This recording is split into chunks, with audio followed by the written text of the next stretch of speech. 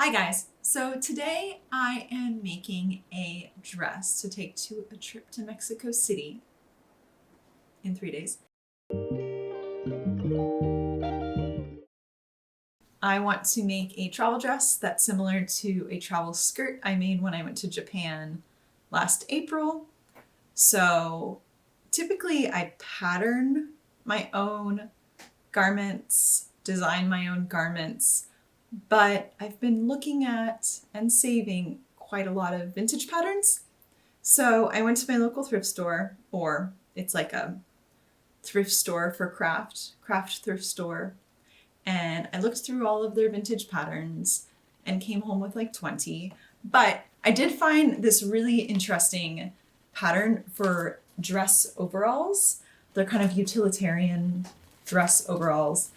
So I wanted to go ahead and try doing this, try the actual pattern, see if I can like learn anything, any new techniques. This extra sharp pattern is for foolproof sewing, for time saving, for fit, for fabric direction, for fashion, for extra sewing pleasure. So I thought that sounds pretty tailored to me. For you, today's busy woman, our extra special person, we make beautiful use of your time. So I was sold on this very interesting pattern from 1977. I'm going to include some of my own design details. So I'm going to add some darts. I'm going to add some more fun pockets. I'm going to 3D design some buttons for this and print them out on our 3D printer. This 100% cotton denim or twill fabric. I don't have the weight on it, but it's pretty beefy. So, and then I found this remnant fabric I'm going to use. It's just like a cotton voile, and use that for the pocket lining. So yeah, let's get into it. So I wanted to use a lightweight fabric for the pockets, just because the denim is a bit heavy and I didn't want to cause any extra bulk. As you can see here, I'm using a giant lens as a weight. I'm always kind of grabbing candles or votives or whatever I can find as weights while I'm using the rotary cutter. You can see here I also increased the pattern of the pocket to make it a little bit wider, just to meet my high pocket standard.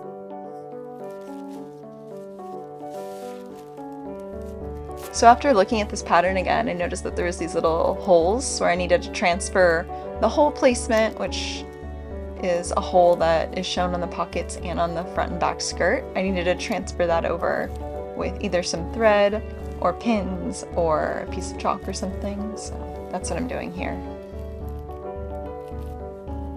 It's so interesting how these old patterns, like this one from 1977, can become a bit of a time capsule. For instance, here it says, those figures in parentheses are the metric equivalents. Using them is a good way to become familiar with metrics before we all go metric. I guess I'm still waiting for that to happen.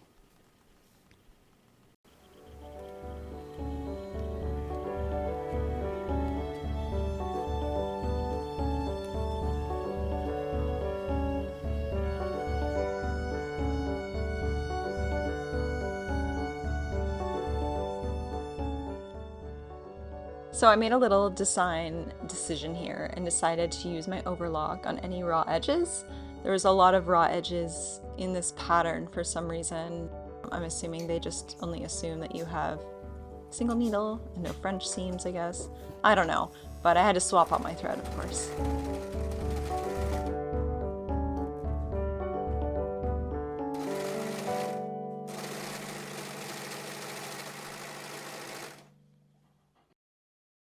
So, side note, it is absolutely pouring here in LA, which is very rare. Sometimes it sprinkles, but it hasn't poured for a couple, maybe 2 or 3 months, maybe 4 months.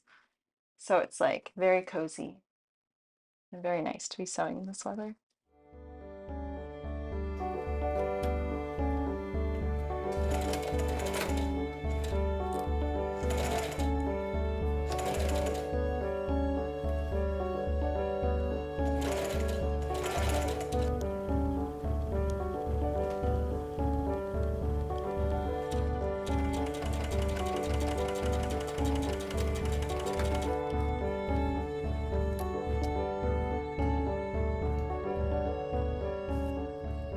Here you can see I'm measuring out the darts for the front. So I decided to do 2 box pleats at the front, and then for each of the back panels, since it kind of folds over itself, I would do 1 box pleat on each side. So the garment basically opens from the back, so it'll look like 2 box pleats in the back, 2 box pleats on the front. So kind of measuring those out and making sure everything lines up all nice.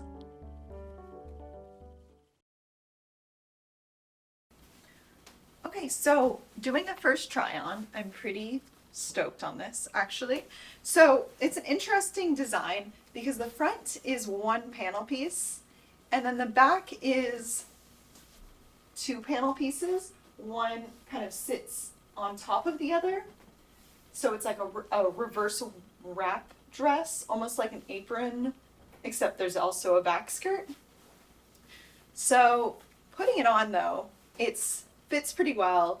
The buttonholes will line up at the same place that they should. I followed a size 12, which is for a 26.5 waist size, which is my waist size. So pretty excited with that. I went ahead and top stitched everything.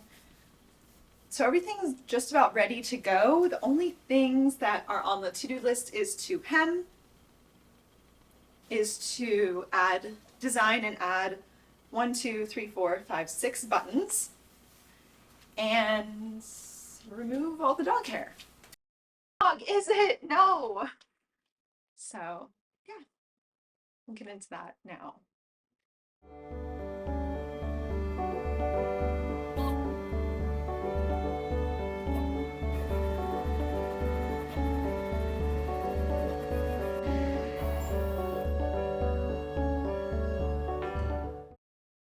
It's been a couple hours. Everything's been designed, and it's just super cool little buttons. I put like a 4-way cross in them so I can thread them in 2 directions to make them really hold on. I actually made a pretty wide shank on these just because I wanted to increase the surface area between the button and the waistband. So when the other part of the waistband that has the buttonhole comes and sits on top of it, it won't lift, or hopefully it won't lift the button up. So I'm just sitting here taking these off of the filament that they were printed with. So you can see I have 3 Phillips heads and 3 flat heads. So just going to work on those and kind of size them up for my buttonholes.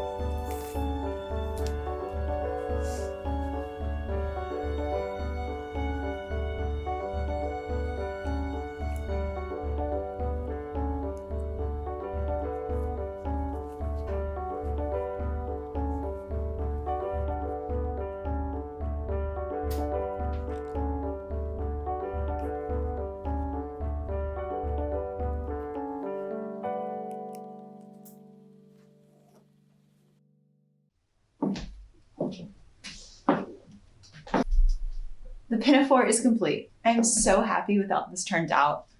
I have no notes. It feels great. It's comfortable. The buttons worked out perfect. Thank you so much for coming along on my first YouTube video. I hope to see you again soon. Now, I need to go pack immediately because I have a plane to catch. Bye!